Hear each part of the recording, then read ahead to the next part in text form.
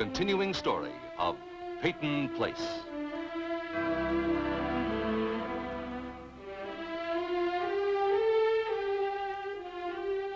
Starring Dorothy Malone as Constance Mackenzie, Warner Anderson as Matthew Swain, Ed Nelson as Michael Rossi, and Mia Farrow as Allison Mackenzie.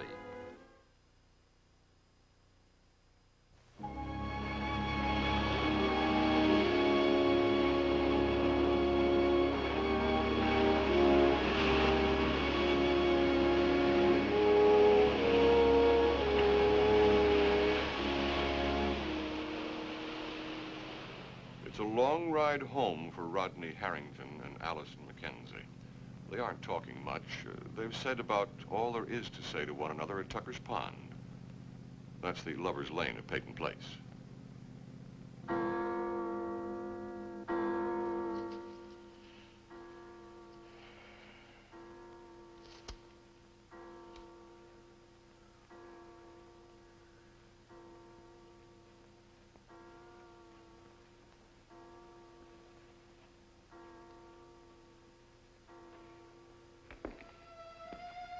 Never thought it'd get so warm this time of year.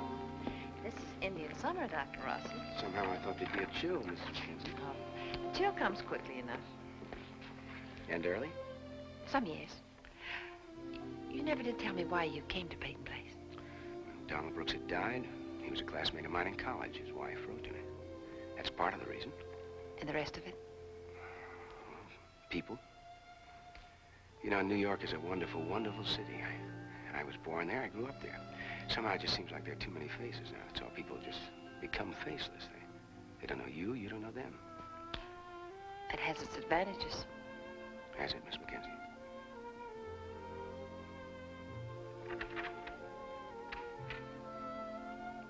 Won't you come in? Yes, yes. Allison! Allison? It's still early, especially for a Saturday night. Yes, I suppose it is. Would you care for a drink? Scotch? In the cabinet there, I'll get a glass. A glass? 2.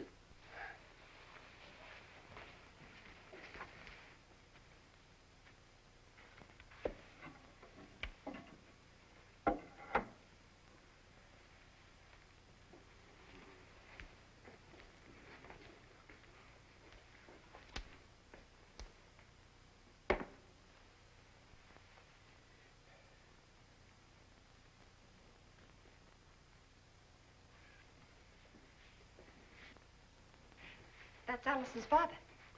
Oh. He died before Allison was born. Yes, you told me that almost 18 years ago. So I did, didn't I? Thank you. Welcome, Doctor. Michael. Michael. Mike?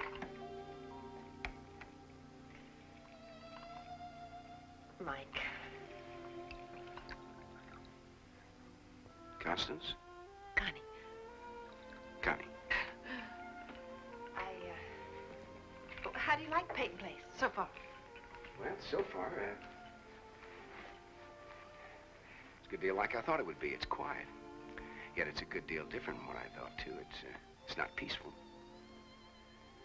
Yet the people have faces, and I'm getting to know some of them. I heard a car.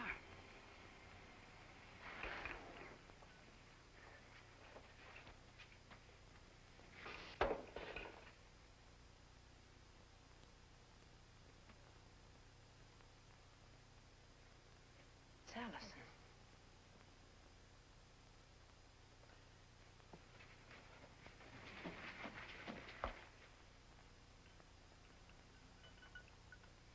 Thank you for an interesting evening.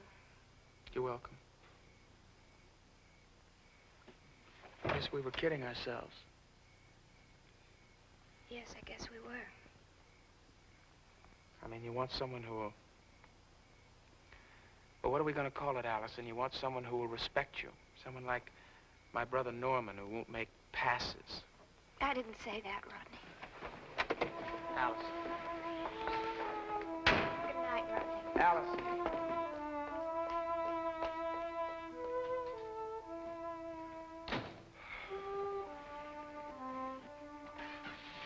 Good evening, Mother. You're home early.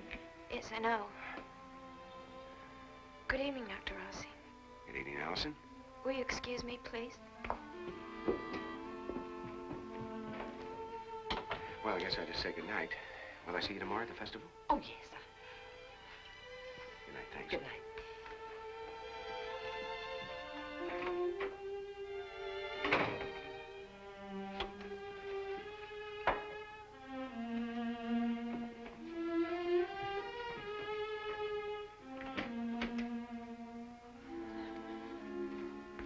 What's the matter?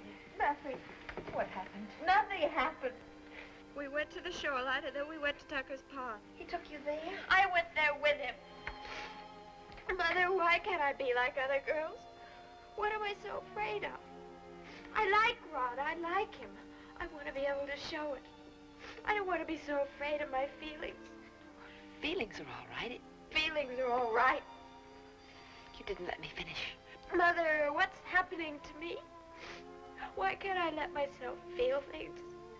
Why can't I let myself love a boy? At Tucker's Pond. Somewhere, anywhere.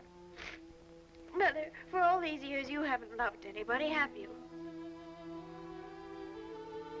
Are you trying to stop me from loving too? No. Then why am I so afraid? What am I so afraid of? Allison.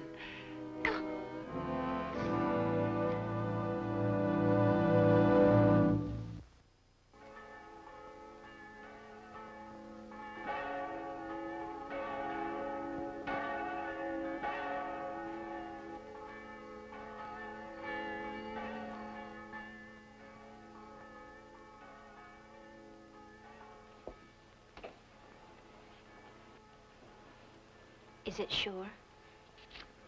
I'm afraid so. I mean, there can't be any mistake? No. I'm going to want to see you again. You need care now. Where are you going?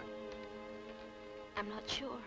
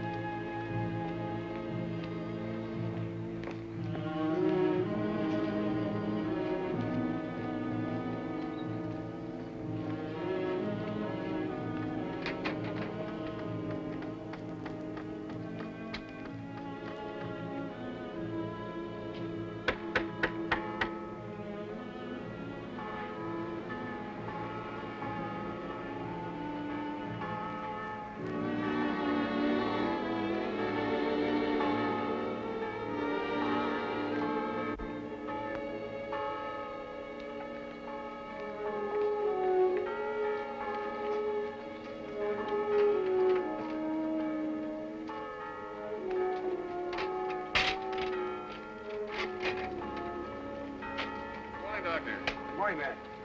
You too, Rip? Is it true there's a church bell for every person that lives in Peyton Place? Well, there is, unless you delivered another baby last night. Not last night. Gonna be this afternoon? I wouldn't miss it for anything. Pretty hard to miss with the corn popping like thunder. Popcorn is one of my favorite parts of Americana. You know that Peyton Place is celebrating its 313th anniversary this week? 314. Now, whatever you do, don't tell anyone I made that slip. How did you know, anyway? I read about it. I thought it'd be nice to find out something about the place I was going to live. Well, what do you think of this local custom? The Founders Day Festival? I like it. I like the idea that people respect and remember those people that made history here. I'm kind of a sticker for tradition. Well, it's pretty easy to keep in touch with the past around here. Well, I want to. It gives me a feeling of belonging somewhere. Well, that's important. It's also important to belong to someone. Well, first things first. What does that mean? Well, just people ought to find themselves before they start looking for someone else. You are talking about people. Right. That's as fine a display as I've seen anywhere. Good taste. Yes, she does have that. Morning, Doctor. Hello, Matt. Morning, Miss Brooks. Hi, Laura. I'm going to my brother's for Sunday brunch. Would you like to come? Well, I'd like to, but I have to finish the booths here. I have a few things to do up at the office, but thanks. Well, my brother will be disappointed. He wanted to meet you. Why don't you go, Doc? Leslie Harrington is the chairman of the hospital board, among others. Come to think of it, I did want to talk to Mr. Harrington about one of the mill workers, Seth Clay. Oh, well, that would be a golden opportunity. All right, goodbye, Matt. Goodbye, Doc. And I'll tell Constance what you said about her taste. Do that. Oh, I'm sorry you can't come, Matt.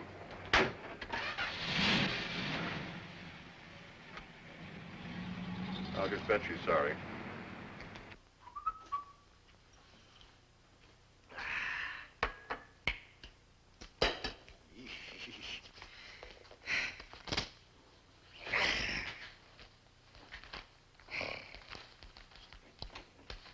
Hello, honey bunch. Hi, Daddy. Hey, you're an early bird this morning. What'd you do, go to church? No, I had a date with one of the girls. Where's Mother? Oh, what's your hurry? Come on, sit down and have a cup of coffee. Hey, it's good for a change. I made it.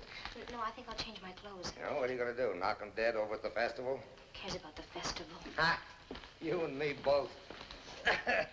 Anyway, nobody's asked me to go and fire off any cannons or pin on any tin medals. You want to know what I think about Founders Day? I think if there hadn't been any founders, there wouldn't have been any Peyton place, and that'd have been okay by me. I tell you what, let you and I drive over to the inn and have a nice big juicy steak. We'll leave your mother here to rattle the tambourines and sell tattings to the little old ladies. Sweetheart, wait a minute. Let me ask you a question, will you? You still have a crush on Rod? No. I hope you mean that because, you know, a good looker like you just snap your fingers and the boys come running. You don't need any Rodney Harrington.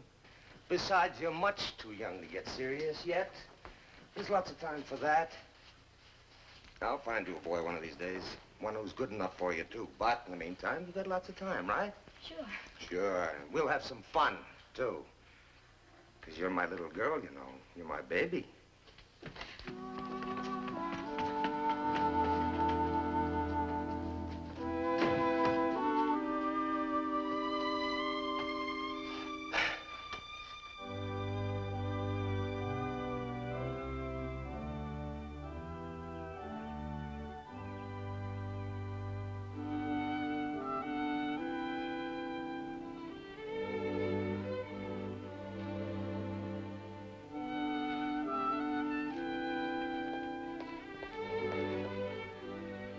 Here, Mother. Oh, thank you.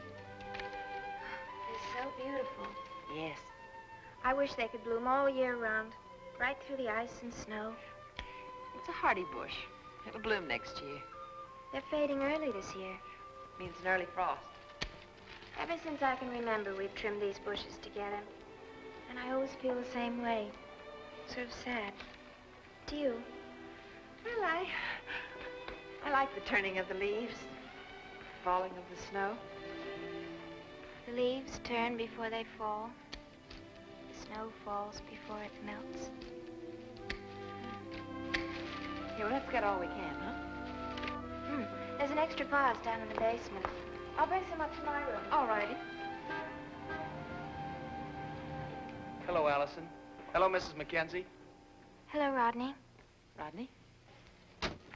I've come to invite you both to brunch. How about it? Well, I have quite a few things to do before I go to the festival. What about you, Allison? Well, Oh, come on. Mother, I'd like to go. All right. I'll go get ready. Be right down. How are your mother and father, Rodney? What? Oh, okay. Okay, Mrs. Mackenzie. You have a beautiful daughter. Takes after her mother. Oh, well, thank you very much. Is that what you tell the mothers of all the girls you date? I haven't dated all the girls. If you cut the stems a little shorter, I think they'll take to water faster. Oh, you know about flowers? Sure. I like them. How's Betty Anderson? Okay, I guess. I mean, we don't see each other anymore. I see. Do you know what the word chrysanthemum comes from? Greek? Meaning? That I don't know. It means golden flower. Botany was a favorite subject of mine. So I see. But you're not impressed. Oh, but I am impressed. How could you be with a girl as bright as Allison around all the time? We talked a lot last night. About life, things like that. You haven't done that before? I was never really interested before. That's a beauty. Did you know that there are over 150 recognizable species of chrysanthemums? Mostly in the old world. Show off. Just trying to impress your mother. And he has. In the right way, I hope. I'll be back in time to change for the festival, Mother. All right.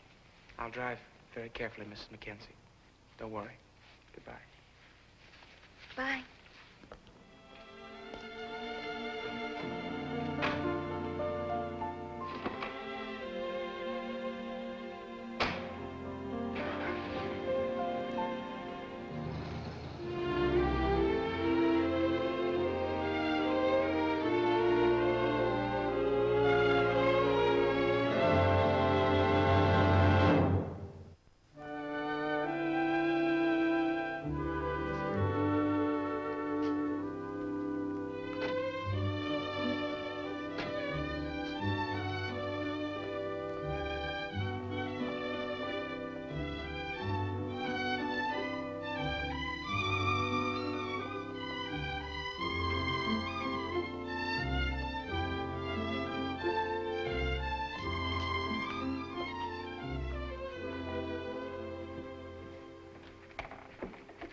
Good morning, Christine. Good morning, Meg. Ah, Good morning. hello, Catherine. I've brought Dr. Rossi. Oh, how do you do, Dr. Rossi? Mrs. Harrington? I've been telling the doctor that sooner or later anyone who is anyone comes to the house on the hill for Sunday brunch. How sweet of you, Laura. Let's hope Dr. Rossi is impressed. Thank you. Well, I was thinking of my room at the inn. It's not quite this big. Well, my brother's a self-made man. He likes things big. Oh? Oh, don't all self-made men? Well, not all.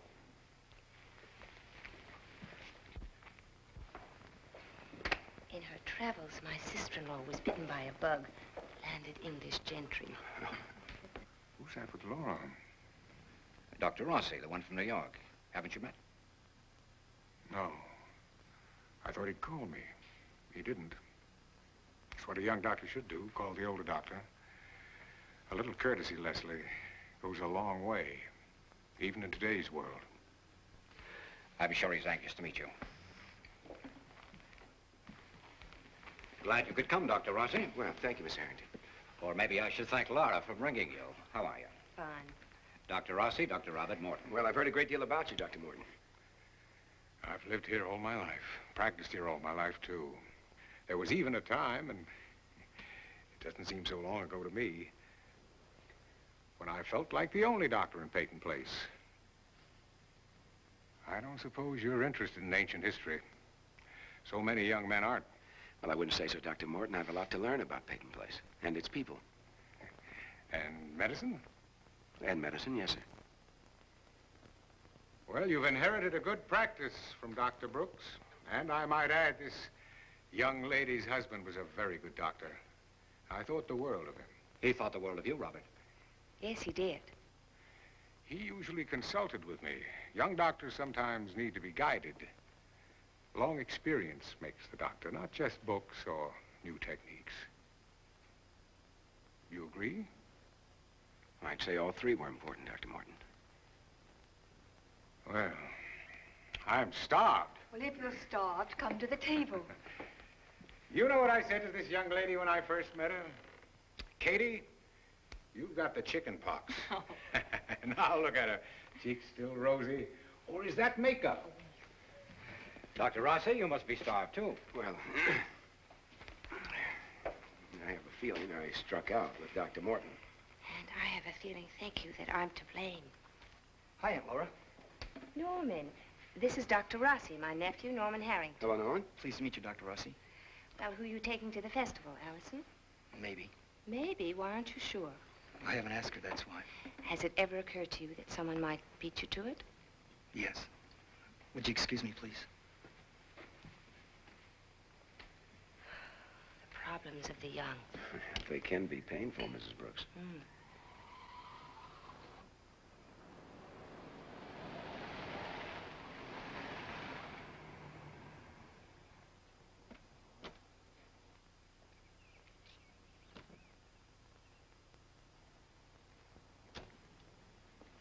My folks will be glad to see you. I like your parents. And the rest of the family. Me, for instance.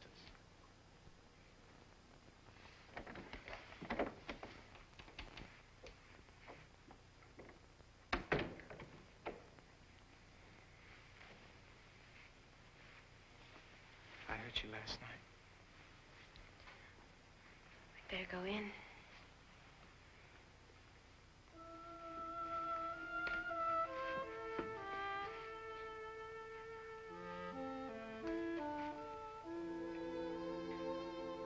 I'll never hurt you again.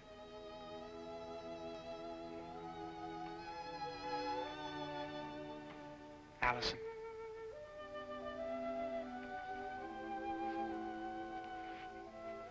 Allison, I do love you.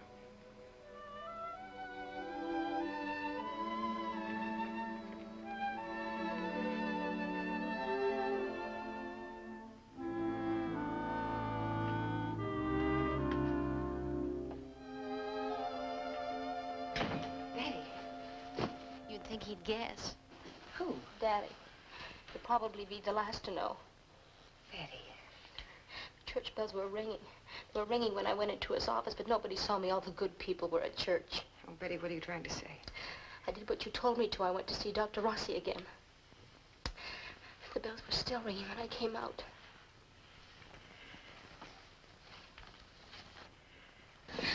I know what you're thinking. How could it happen to your daughter, your precious daughter? Well, it has. So don't say it. Just, I'll die if you say it. I was only thinking, where was I? Where was your mother? Oh, Betty, if there's blame, it's mine as well as yours. But I didn't think it was wrong somehow. What am I going to do? Is Dr. Rossi sure? Yes.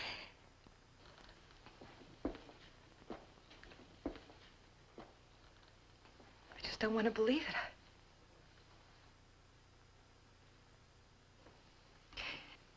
I know you look upon yourself as a woman. And you are, but I still look on you as a little girl. Maybe that's been part of the problem. Don't blame yourself, Mother. Just tell me what to do. Well, there's the first step. It has to be taken, Betty. It won't be easy, but you've got to do it. What? Well, Rod has a right to know. You've got to tell him. I knew that was coming. Betty, he has a responsibility, too. Tell him, don't wait. Oh, thanks. That's great. That'll solve everything. Mother, he doesn't love me. Remember? Can't you understand that? He just doesn't love me. I don't want to talk now. I just want to be left alone. Betty, if you won't protect yourself, I've got to protect you. Listen to me, darling. Please listen to me. Do me a favor. Just give me some time to think and keep Daddy away from me. Keep everybody away from me.